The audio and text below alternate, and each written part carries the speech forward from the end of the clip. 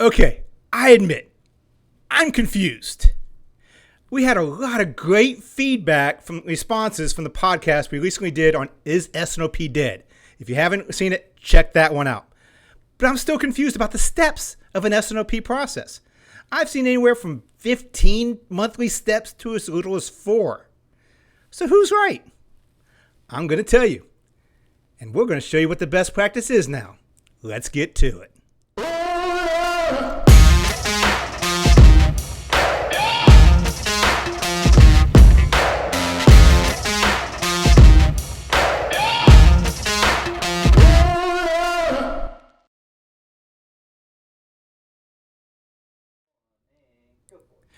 Welcome.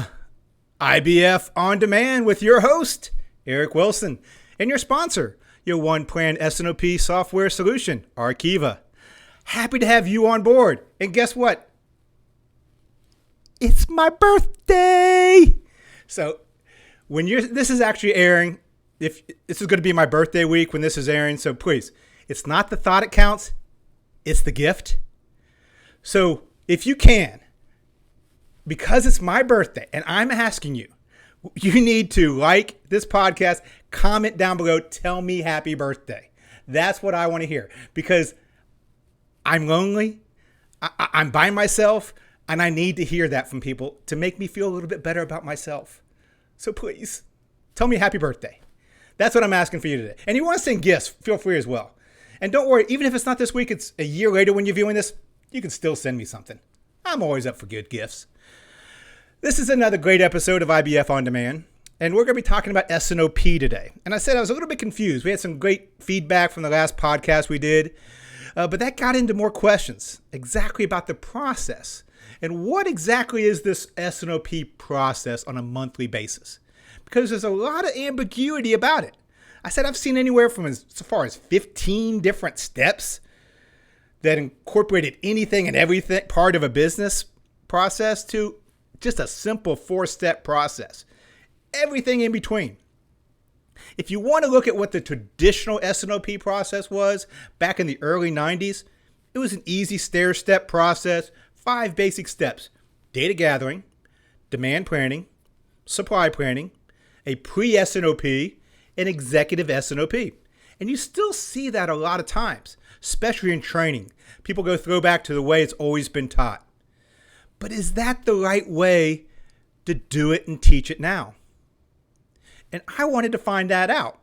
And like I do with anything when I want to try to find out, I go to the experts. I go to the companies that are best in class right now. I go to the people that's training and teaching this on a daily basis. And I get all that feedback and come back and I present it to you. And that's what I did with this as well. I asked the experts. I asked a lot of, the top companies, some of the top people in the field, and I got a lot of responses.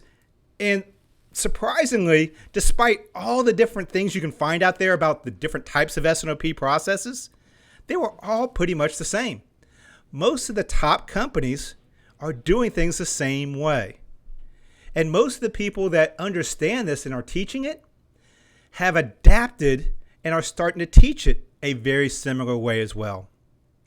One of those conversations I had was with one of the experts, I think, in S&OP IBP process. And we had a very long phone conversation. And somewhere in that phone conversation, we said, I need to share this with the audience as well. That's when I decided to bring Pat Bauer on. Pat Bauer to be able to talk about S&OP IBP process, and that's what we're going to do today. Me and him are going to try to recreate that conversation. I said it was a 2-hour conversation. Don't worry. We're not going to hold you in for 2 hours. We got about 10 minutes of exciting content wrapped up in 30 minutes, so stay tuned. So we're going to talk a lot about S&OP and exactly what are those steps. Pat is a valued and frequent writer and speaker on supply chain subjects. He is recognized S&OP expert and self-professed S&OP nerd. Prior to Combe, he served as a practice manager and supply chain planning and S&OP at a boutique supply chain consulting firm, as well as he's a practitioner of many large organizations. He even worked a little bit of time at a supply chain software company. It was a full gamut, anywhere from consulting, technology, to large organizations. He was recognized 4 times by Supply and Demand Chain Executive magazine as a pro to know, and Consumer Goods Technology magazine considered him one of their visionaries. He was the recipient of the inaugural IBF's Excellent in Business Forecasting and Planning Award. As a self-professed S&OP nerd, to me an S&OP expert, Pat Bauer. As I said, I'm honored to have Pat. Pat, welcome aboard. I said I am honored to have you, the S&OP nerd, to talk about this. So welcome. Thank you. I have a question. I said I'm confused, and you get to help unconfuse me. So my question is exactly how many steps are in an S&OP practice, or how many licks does it take to get to a middle of a Tootsie Roll Tootsie Pop? I'm not sure I have the answer to the Tootsie Pop question. And the S&OP steps really kind of depends. I mean, different processes and different schools of thought have different counts. So I've seen people with 8-step processes, 4-step processes, 11-step processes, and 5. Those are the ones that come to mind off the top of my head. 2 most common models are sort of the Tom Wallace, Bob Stahl model, which has, 4.5 steps: a data prep, a demand planning consensus conversation, a supply planning session, or balancing process, and an executive review. Sometimes on some of those models, they're typically depicted in a stair-step fashion. Some of the models have like a pre-step, a pre-meeting, to discuss any issues raised in the meetings prior. And then there's sort of the Ollie White step. And if you go to conferences, you'll occasionally see it. And it's sort of a circle diagram. It starts with an executive review at top, going clockwise to a demand review, then a supply balancing meeting or a portfolio review, and then an integrated reconciliation or a pre-S&OP meeting. And it's sort of a complete loop. And I think both processes are loops. They're just not necessarily depicted as such. One seems more stair-step, and it just sort of drops off, and the other sort of closes the gaps. But it's really kind of a monthly iterative looping process. So what's the loop? At the top, when you have an executive review, what comes down are decisions that funnel down to supply planning for their inventory planning purposes, demand planning for some watchouts and some concerns, portfolio management for acceleration or deceleration of products that are in the pipeline. There's a strategy that loops back. So the question really is, it depends. And then in execution, you find all different variations on a theme. Some companies are so unbelievably capacity bound that you won't see what really resembles a demand planning meeting. They are essentially selling to capacity, and you see this in like industrial chemicals and where they're essentially selling time on a reactor vessel and how much product you can get out. And then there's consumer goods companies where it seems like they're almost overweighted towards demand review. Seems to be more of a demand planning process, and it just feeds the process in consumer goods because people are pulling in trade inventory, point of sale data, extrinsic data on econometrics and whatever, on weather. Like, people are pulling in all different facts that would otherwise alter the spending pattern of consumers. So it tends to feel very demand centric. And supply review or the balancing process seems to be kind of like an afterthought, something that the supply geeks go and do. It's not something that's really part of a process. So in execution, there's all different levels of maturity inside that process. I'm not sure if it explains it, but I hate using weasel words, and the weasel word or expression that really comes to mind is it depends. Like, it really depends on the business, on the industry, and how deep you want to go in your maturity journey.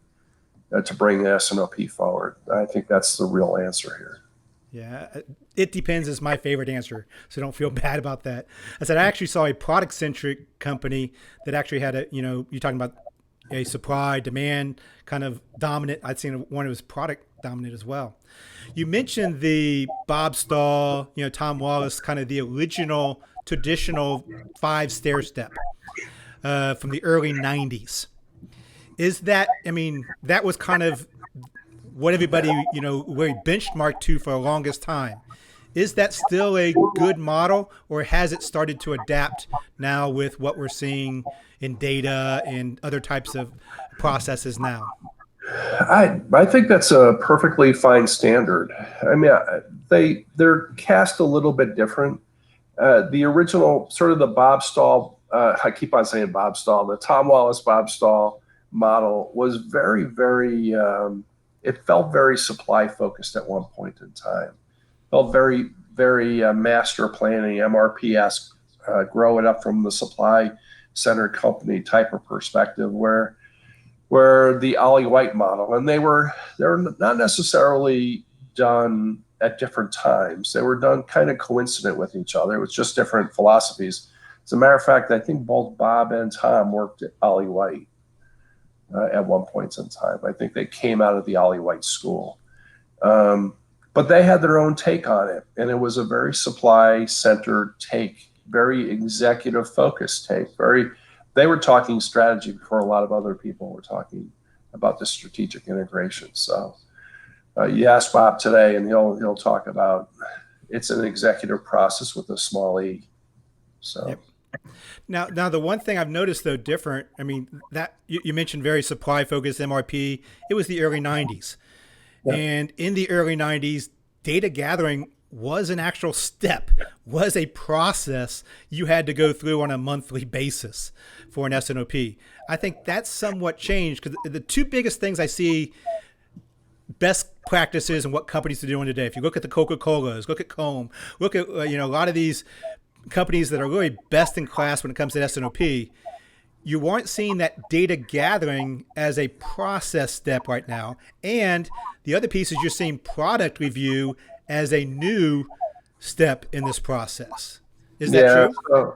So I'm going to agree and disagree with you a little bit. So I think the demand planning process that feeds the demand review is about as intensive a data gathering process as you'll find today and in the past. I've been preaching this notion of intimacy at an item level and a customer level. Every demand planner should know who the major customers are for any of the A items and some of the B items. That should have that depth of knowledge. How do you get that? Through analysis. Where do you do that analysis?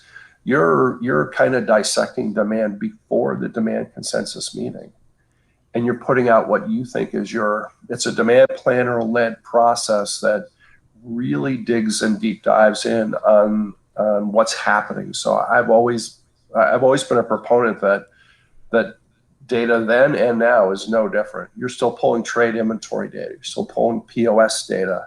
You're still pulling a ton of data. On the supply side, you're pulling schedule adherence and inventory values. And so there's a whole bunch of data collection that's happening now. Is it easier? Maybe a little bit easier. I'm not sure it's dramatically easier than it once was. And there are BI tools, and there's a lot of things that help get you data a little bit quicker. But getting data quicker and the democratization of data doesn't necessarily replace the analytics that happen. The analytics that happen, the observations that happen in a demand planner's head or a supply planner's head. It's like, okay, so this happened, but why did it happen? And what questions help me understand why my schedule adherence is low, or why a particular item grew faster than it was otherwise expected? Those things are still happening, and that's where demand planners and supply planners really add their value into the process. As for portfolio management, I've been talking about portfolio management for 20 years. It's not something that's really new. You see it a little bit more now because SKUs are just proliferating like crazy. And people have a lot of different theories, but I'll give you one really simple theory around why SKUs are proliferating right now. E-commerce. It doesn't have to go much further than that. There are people offering different packaging and different package designs to serve the e-commerce marketplace. And that if you take a regular open stock item that you sell into Walmart and you now convert it for e-commerce Amazon as a 3-pack or differentiated 1-pack or some sort of special value proposition, that's what's happening in the marketplace today. That's why SKUs are growing dramatically.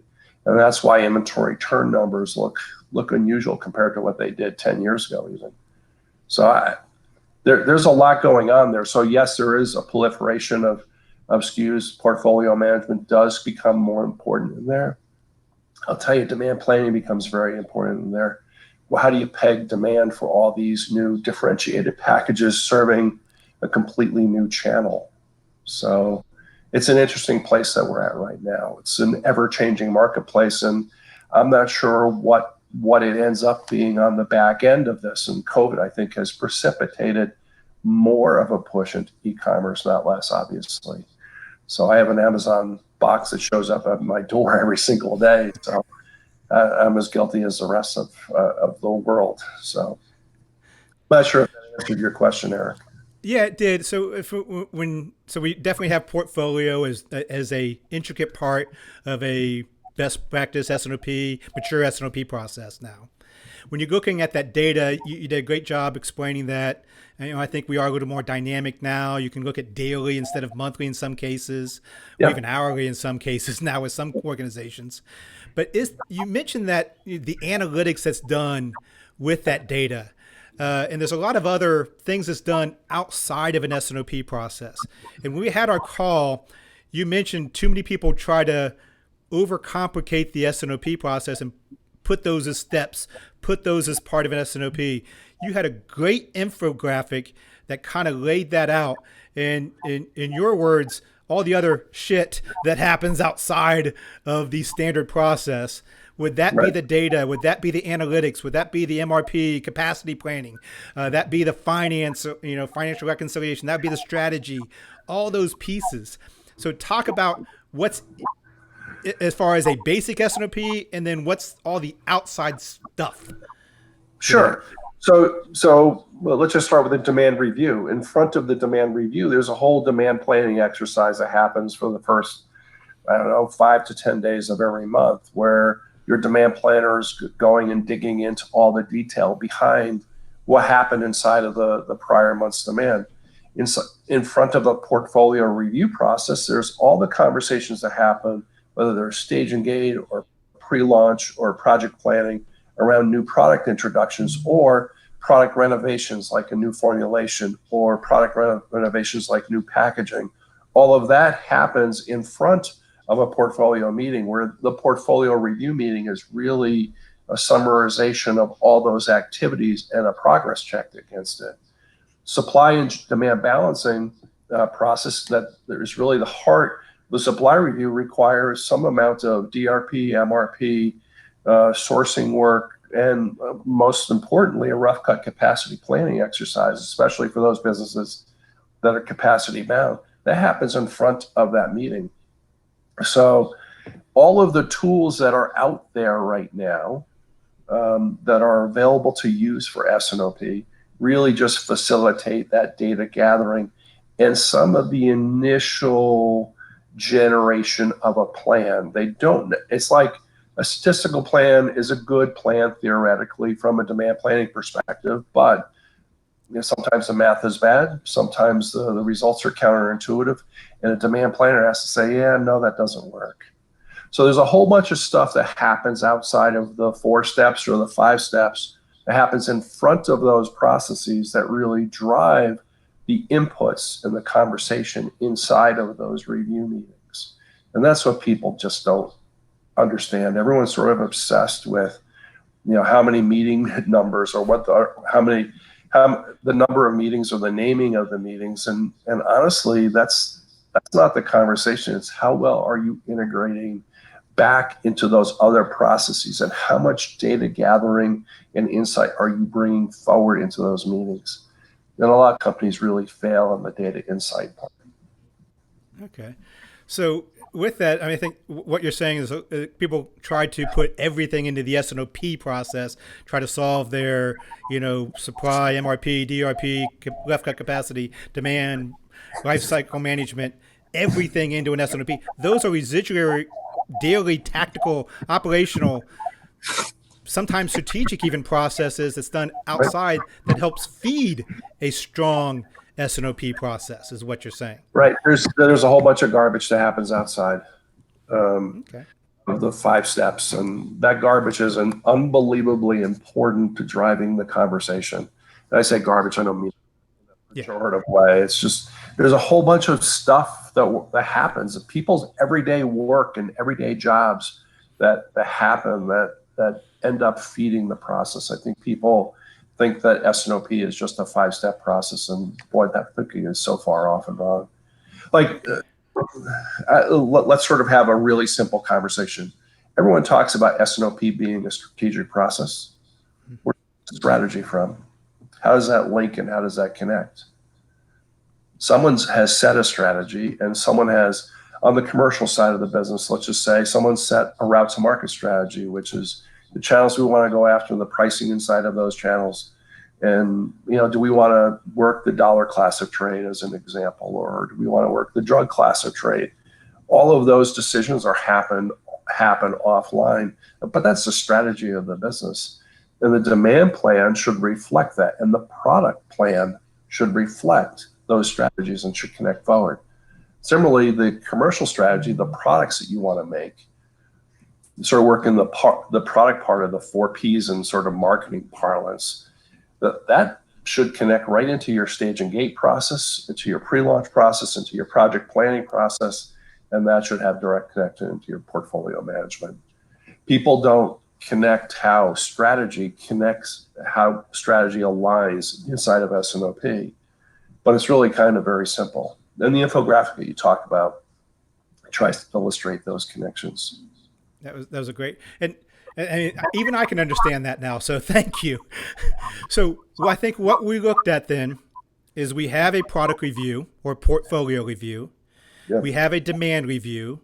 We have a supply review. We have an executive S&OP or executive review.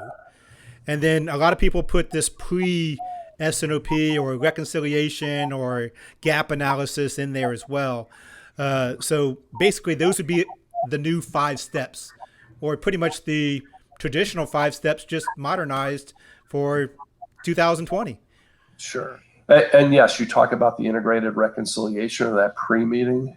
What that does gathers the other 3 meetings together. What are the issues, gaps to plan, problems, and it tries to work through solutions, both financial solutions and practical solutions, to sort of overcome those issues. So I think in my simple world, then, you're looking at a basic process, and it's not meetings. They are a process. It's not everything you do inside the company. It helps enable you to do the other things you do in the company. Yep. So it enables, decision making. It enables the other functional processes to work better.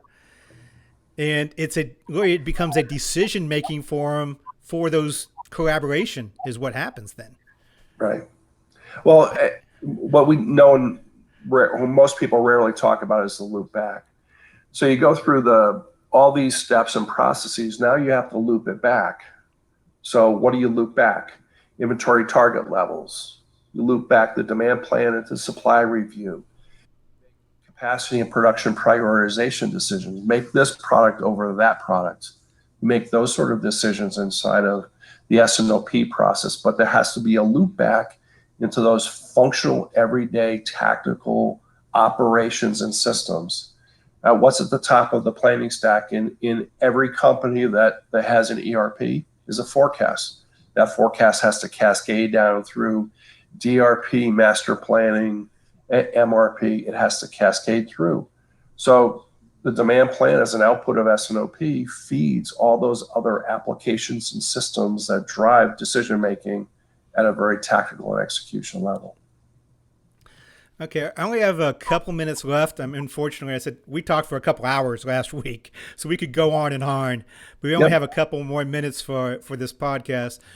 About 20-30% of the audience, I know, hearing from them, and statistically, they're starting a new process. Yep. So we laid out, okay, here's very mature companies, here's best practices. You gave a lot of great insights in there. I'll probably share your infographic if you don't mind. I can, give them that visual as well. But those 20% of the companies getting ready to start something, where should they start with the 5-step? Should they start with, one? Where do they start? I'm not a big boil the ocean guy, so I think you start with demand and start centering your operations around demand and getting a good demand plan. A bad demand plan creates bad supply plans. A good demand plan has the opportunity to create either a good or bad supply plan. So you're giving yourself an advantage by starting with demand, and then from there you work your balancing process. In your balancing process, you can gradually extend the horizon. So make the next 2 or 3 months, and then make it the next year forward, and then make the next 18 months, but extend the horizon.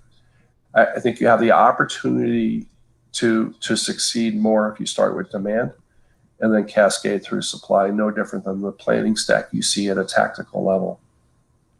So you don't start your S&OP process with all 5 steps in place and a strict, rigid formula for success. You always start where they're at. Some people say that that's what you do. I just disagree.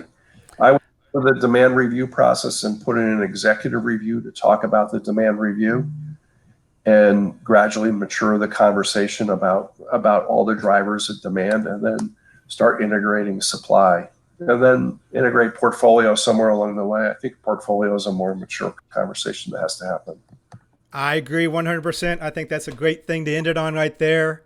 And hopefully I know it. We don't. We actually agree on this one there, Pat. So, see, I'm coming around to your side of it. That's what it is. There you go. So I feel for you inspired, some of those 20-30% to go out and, at least start where they are, start with a demand review, start with something simple, and then, build from there at their own pace if need be. So great advice. I think boiling the ocean can be an overwhelming, it's a daunting task. And if you look at how comprehensive S&OP is, it can scare the bejesus out of you. I think if you take it really simple and easy and start with demand and then build from there, I think it'll lead to long-term success and a lot of affirmation as you build successes along the way. Yep. So thank you very much, Pat, for being part of this. That definitely provided some good insights, more than I could have done myself. So thank you very much. Thanks, Eric. Thanks for posing the question. This is a fun question to talk to. It was a fun, and I'm sure I'll talk to you again sometime. All right, Eric. Bye. That was a fantastic conversation I just had with Pat. I said, we had the great conversation last week. I wanted to share it with you. Hopefully you got something out of it as well. Just remember, S&OP, it's a process, not a meeting. S&OP is a decision-making forum. It's not a reporting forum. And S&OP drives your business needs, not just supply chain. Keep those things in mind, and when you're putting together your steps, your forecast, your process, your S&OP process inside your organization, whatever it may be, whether it's going to be a simple 4-step, whether you want to make it complicated and put 10 steps in it. Much like the S&OP name, I personally, despite what anybody else said, I don't care what you call it. As long as you make it a business process to enable business decisions, I'm okay. And with that, when you're looking at those process steps, meet the company where it is. And what I mean by that is I've seen organizations that started off in finance and built a strong S&OP process. I've seen organizations have a good demand planning function and looking at it as a demand planning process and then build out an S&OP process from that. I've seen an organization that actually started with a product review meeting first and then built an S&OP process out of that product review. Yes, they had what I mean by meeting the company where it is, that organization had a very strong product management group focus. They had a lot of products that they would put out on a weekly, daily, monthly basis. They had a large portfolio they had to manage. Because of the type of organization, they were a product-focused, centric organization. Because of that, they already had an established product review meeting on a monthly basis. That it wasn't an S&OP, it was a product review. So what they did was they adapted that more into a S&OP type product review that brought in more functions, brought in more demand, brought in finance, brought in these other functions that they were impacting, and they built out that meeting to become a strong product review. From there came a demand review, then became a supply resource review where they could react to that, ultimately cultivating into an executive review they started to establish on a monthly basis as well. So they met the organization where they were to build out these steps. So what you want to do as a steps, yes, I'll give you we had the best practices. We know what the 4 or 5 steps are as the best practice. But what they are to you, adapt to where you are in your organization. And then build on those competence. The basics, product review, a demand review, a supply or resource review, whatever you want to call it, and then an executive review. Those are the basic tenets. Build upon those. Fill in the gaps. Do all that other stuff outside of those if you want. But those are the basic tenets. Make sure you get right first. That's the best practice. You heard I didn't mention the pre-S&OP. Yes, it can be a step, and it is a step for a lot of organizations. And the reason I kind of left out is because of the, probably about 20, 30 companies that I talked to, best in class, about half of them had a pre-S&OP, or some had it by a different name. It's an important step if you need it. If you need that pre-S&OP reconciliation, by all means, you need to have that as part of if it needs to be a financial reconciliation, use it. If it needs to be a category roll-up before you go into an enterprise executive S&OP, use it for that. It has a lot of different flavors and different ways you can actually approach that pre-S&OP step. So utilize it, once again, how it best fits your organization. As far as the data gathering, you already heard, we're no longer presenting that as a step. That's dynamic. That's daily process now. That is every part of your process, no matter where you are and what you're doing. Same with inventory. Same with finance. These are intricate parts and integrated into every part of your process nowadays. That's what best practice is doing today. It's really integrating those data gathering, financial reconciliation, inventory, those aspects into all parts. And with that, you really, when I say it's a process, not a meeting, you really need to look at not just a product review and then that's aside. Really, product is part of every meeting. There was some fast-moving consumer goods that actually had product. They didn't have a product review, but they had it as a part of the demand review, as a part of their supply and resource gaps, and part of their executive S&OP because product was so important. So understand that you really are bringing those parts into every process as well. That brings us to an end of another IBF On Demand. I said, I'm your host, Eric Wilson. Please contact me, Eric at IBF.org. It's Eric at IBF.org. Check out Arkiva, your one-plan S&OP software solution. Thank them for sponsoring it. And if there's anything we can do for you, one of the things we can looking at an S&OP audit, you want to exactly see where your S&OP stands up. If you want to see where your S&OP is compared to these benchmarks, S&OP is compared to other organizations. If you want to know those things, reach out to IBF. We got an audit we can do for you. Very easy. Gives you exactly where you are as far as a benchmark and a maturity opposed to these best practices, opposed to other organizations.